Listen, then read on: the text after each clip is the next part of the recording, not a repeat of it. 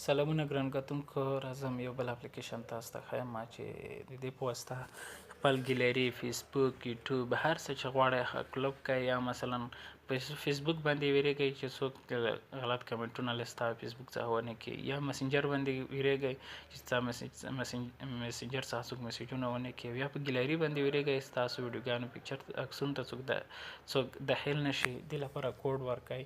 نو دا اپلیکیشن چې تاسو کوم ګورئ لاک ایکس په سټور کې ورته ولیکئ او په اسانه ډول په اسانه طریقه ډاونلوډیږي. په دې باندې به کلیک وکړئ. کله چې کلیک وکړم ما ګورئ اوس پاسورډ کړی دی.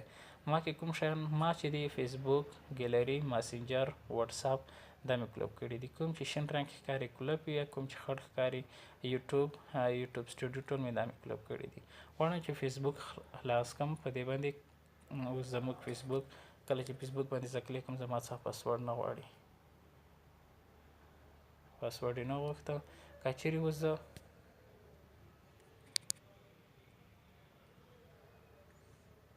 زه اوس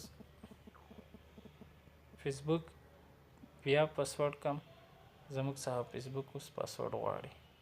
فیسبوک باندې کلیک کوم، فیسبوک زموږ څخه پاسورډ وغوښته. نو په دې طریقه تاسو پاسورډ بدلولی شئ. د سیټینګ به څنګه کوئ؟ سیټینګ داسې ده، دلته به راشئ، په دې نقطه به کلیک وکړئ، دلته به راشئ، په دې به کلیک وکړئ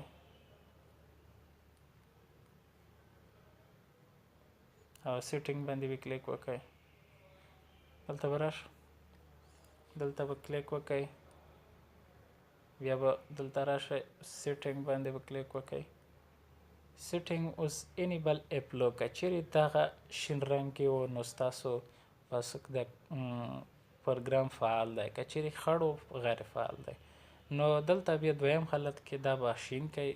اوس که غیر فعال شو اوس کار نه کوي، که چیرې شین کوي اوس کار کوي.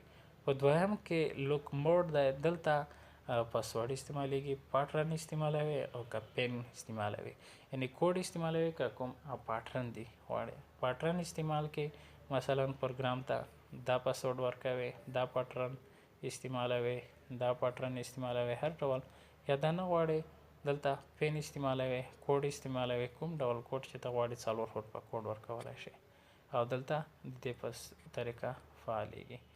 نو په همدا طریقه کولی شي.